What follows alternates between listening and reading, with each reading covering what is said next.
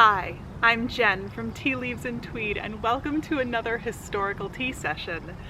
Today I wanted to talk a little bit about what people in Europe were drinking as a hot beverage before the 17th century, when tea came from trade with China and other countries.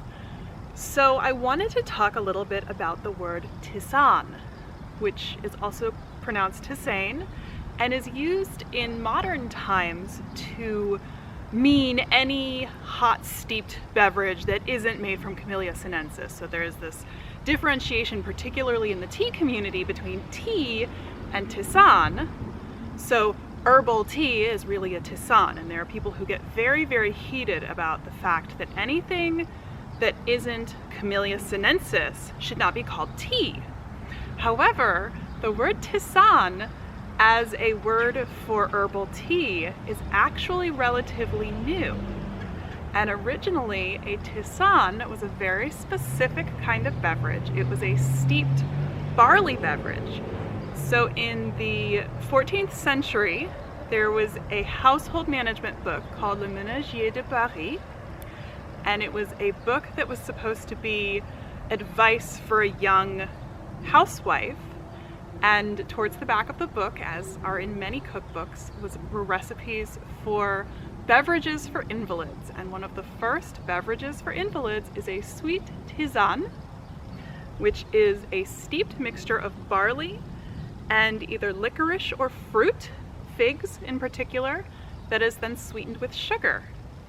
So today I'm going to make a 14th century tisane and see what at least sick people might have drunk as a hot beverage before tea came into popular usage in Europe. So let's brew. So here I am in my kitchen to start this recipe. The recipe calls for you to boil 1/6 of a gallon of water. So I have about 3 cups of water that has just come to a boil.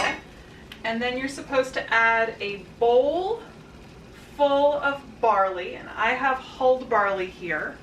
And then I also have some figs, and it just calls for a monetary amount of figs. So it calls for 2 parisis worth of figs, which I went around trying to figure out what that would be in modern currency and how many figs that would be. But the combination of fruit being different prices and just the change in currency from the 14th century made that a little difficult, so I'm just using 100 grams of figs and a bowl of barley, which you put in.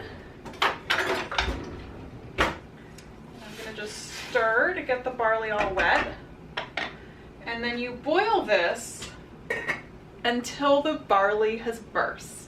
So now I'm going to simmer my barley until it bursts. So now my barley and figs have been boiling until the barley has started to kind of soften and open up. So you're supposed to strain it through 2 or 3 layers of cloth. So I just have a flour sack towel that's been doubled up.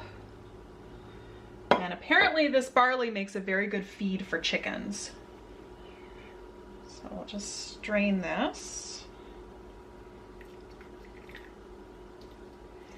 And then I've also got a little teapot here to move my tisane into to carry outside, because it is a beautiful day and I'm going to have my drink outside.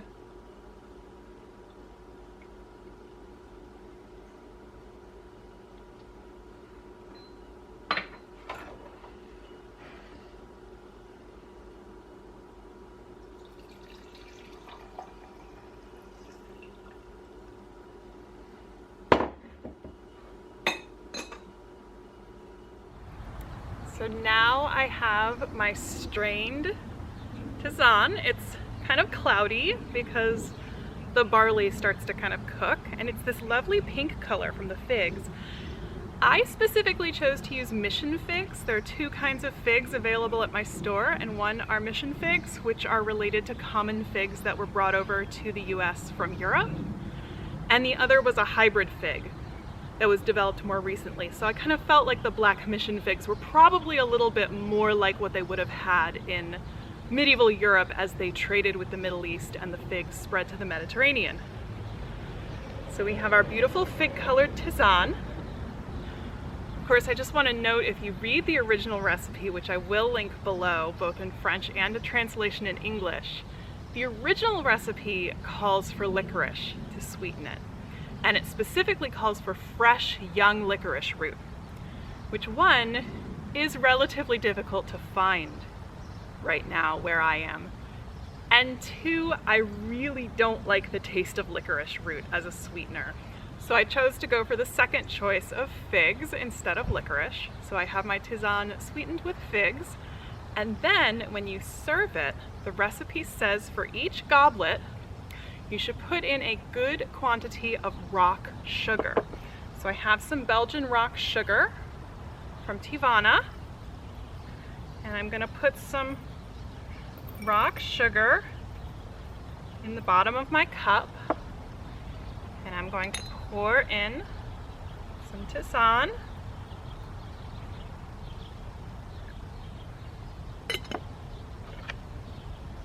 Give it a stir to dissolve the sugar. It has a really interesting texture to it. It definitely seems a little thicker and syrupier than your average brewed tea. It smells kind of like oatmeal with figs, like oatmeal with fig jam. Yeah, it has a thick texture to it. It definitely feels very restorative, and this would have been a beverage that you gave to someone who was sick, so it would have to be kind of substantial, because the kind of base of the medieval diet would have been bread, which can be not very pleasant if you have something like a cold or a sore throat. It can be a little bit rough on the stomach, and just like not something that you might feel like eating very much of if you're sick. So they made these very restorative, rich beverages. You can taste the fig. It's got that kind of jammy figginess. It's interesting. It's not something that I would have made for myself. It kind of feels like drinking oatmeal water. But it is very soothing. That's really interesting. I know that in the modern day there's something called barley water, which is flavored with lemon and sugar and drunk almost like a lemonade. So I could definitely see the citrus breaking up that kind of slippery texture that you get from the barley. So this is the original tisane from the Menagier de Paris, written in the late 14th century. So I hope you enjoyed this historical tea session, and I hope you will join me again sometime. Bye.